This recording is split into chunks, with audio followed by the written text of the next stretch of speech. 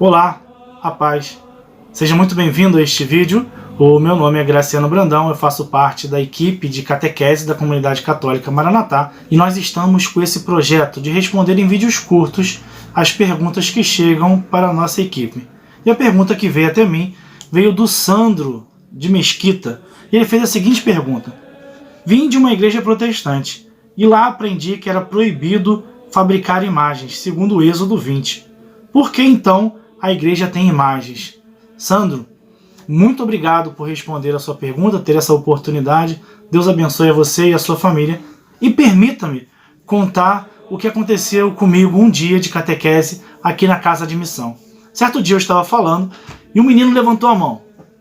Graciano, posso falar? Eu falei, pode, meu irmão. A Bíblia condena o uso das imagens e me incomoda vir para esse salão e ter imagens aqui. A gente vai para a missa e a igreja está cheia de imagens. Isso não é pecado? Eu falei, rapaz, posso te fazer uma outra pergunta? Aí ele, pode. Se eu colocasse o quadro do seu Martins aqui pendurado nesse salão, e você que está vendo esse vídeo, que não conhece quem é o seu Martins é o fundador dessa comunidade. O que representaria para você o quadro dele aqui? O que representa a figura do seu Martins para a sua vida? E ele começou a falar, elogiando, agradecendo pela acolhida do seu Martins. E o seu Martins tem uma acolhida de um tapa no peito assim, justamente para despertar esses meninos. E ele começou a falar, agradecendo pela oportunidade de estar reconstruindo a sua história, a oportunidade de sair da drogadição. Eu falei, rapaz, muito bem. E deixa eu fazer uma segunda pergunta para você. Você prestaria um culto de adoração ao seu Martins e reconheceria o seu Martins como teu único Senhor e Salvador? Ele disse, não, não, não. Senhor e Salvador somente Jesus Cristo. Eu falei, viu, meu irmão? A sua inteligência é tão grande que você acabou de explicar aos demais aqui a diferença do grego entre eikon e eidolon. Ele, que grego? Que grego? Eu não sei grego, não. Eu falei, é justamente isso que você explicou. Eikon e eidolon, traduzindo para o português, significa imagens. Mas um pode, o outro não. Eikon significa ícone. É como se fosse uma janela representando algo. Pode ser uma imagem de gesso, pode ser uma imagem pintada, pode ser um quadro, como no seu Martins, que representa algo que não está contido nesta imagem. Mas eidolon significa ídolo. E isso a Bíblia condena. Você disse que não. Você não identificaria o seu Martins como teu Senhor e Salvador. Por quê? Porque você estaria cometendo um pecado. Veja, irmãos, como muitas vezes a gente escorrega, como a gente cai nas perguntas. Quantas vezes você já escutou a pergunta, quem sabe, você já escutou essa pergunta, qual o seu ídolo? E quantas pessoas respondem, meu ídolo é aquele jogador de futebol, meu ídolo é aquele cantor, meu ídolo é aquele artista. Na etimologia da palavra, ídolo significa latria a algo ou alguém. Isso é pecado. O cantor, o jogador ou o artista está ocupando o lugar de Deus? Aí você fala, não, claro que não. Mas a etimologia da palavra significa isso, compreende? Se a gente compreender a diferença entre ícone e ídolo, a gente já vai compreender o contexto da Sagrada Escritura. Onde está essa confusão? É porque estas passagens aqui na tela, que você está vendo, são passagens onde Deus proíbe a fabricação de ídolos, imagens de ídolos. Por quê? Porque qualquer coisa que você fabrica e ocupa o lugar de Deus é pecado. Jesus Cristo mesmo confirmou o decálogo dizendo, qual é o maior dos mandamentos?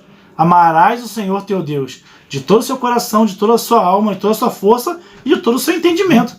Mas você vai ver nestas passagens aqui, Deus mandando fazer imagens. Proíbe imagens. Manda fazer imagens. Será que Deus não sabe o que está falando? É claro que sabe, meus irmãos. É preciso compreender o contexto. Quem tira texto fora do contexto quer pretexto. E o contexto qual é? Proibição de ídolos e permissão de ícones. Agora, meus irmãos, permitam-me contar 3 curiosidades. Uma da história da igreja e 2 da Sagrada Escritura. A primeira, você sabia que os primeiros cristãos eles se reuniam nas catacumbas? Visto que era um tempo de perseguição religiosa, os cristãos não tinham a liberdade de professar a sua fé, e eles se encontravam nas catacumbas, principalmente aos domingos. Você sabia que lá eles desenhavam imagens na parede? Isso é fato histórico. Você vê desenhos de Daniel na cova dos leões, você vê imagens de Jesus bom pastor, você vê imagens dos pães e dos peixes, você vê, as imagens estão aí na tela. Isso é dado histórico, não é invenção minha.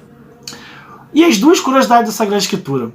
Você sabia que na Arca da Aliança, a Arca da Aliança trazia dentro dela as tábuas da lei, inclusive estava Êxodo 20, proibição de imagens.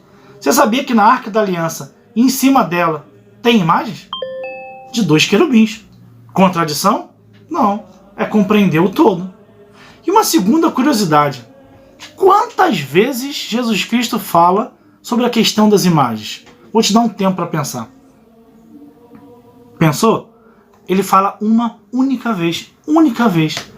E quando ele fala de maneira positiva, trazendo o simbolismo. João 3, 14, 15. Quando ele fala, da mesma forma que a serpente foi elevada, o Filho do Homem também será elevado. Faz uma comparação do simbolismo da serpente elevada com ele sendo crucificado. Por fim, meus irmãos, vou apresentar para vocês aqui na tela, caso queiram se aprofundar na doutrina, os parágrafos do Catecismo que fala sobre imagens, e eu vou destacar somente uma frase, onde diz o seguinte: a honra prestada às santas imagens é uma veneração respeitosa e não uma adoração que somente cabe a Deus uno e trino. Catecismo da Igreja Católica. Por fim, se você me perguntasse, Graciano, posso fazer imagens? Posso ter imagens? Eu sou muito sincero em responder. Depende. Se você achar que Deus habita ali, é um ato de idolatria, isso é proibido. Mas se na imagem tiver uma representação de alguém e esse alguém te conduz ao nosso Senhor Jesus Cristo, caminho, verdade e vida, aí você pode ter essa imagem, porque a imagem para você é um ícone. Eu termino esse vídeo trazendo as palavras de Dom Edson de Castro Homem, que tinha um parente evangélico, protestante, e toda vez que a família reunia, ele perseguia, até um dia que Dom Edson, para ensiná-lo, pegou a imagem que a mamãe dele tinha e quebrou no chão. E virou para ele e falou assim: Deus habita aqui? Satisfeito agora? E ele encerrou o assunto. Lógico que você não vai quebrar imagens para mostrar isso a alguém, mas ele foi obrigado a mostrar ao seu parente que naquela imagem não habitava Deus, mas que representava Deus. Sabendo a diferença entre ícone e ídolo, você vai compreender o que a Bíblia fala sobre as santas imagens. Um abraço, Deus abençoe.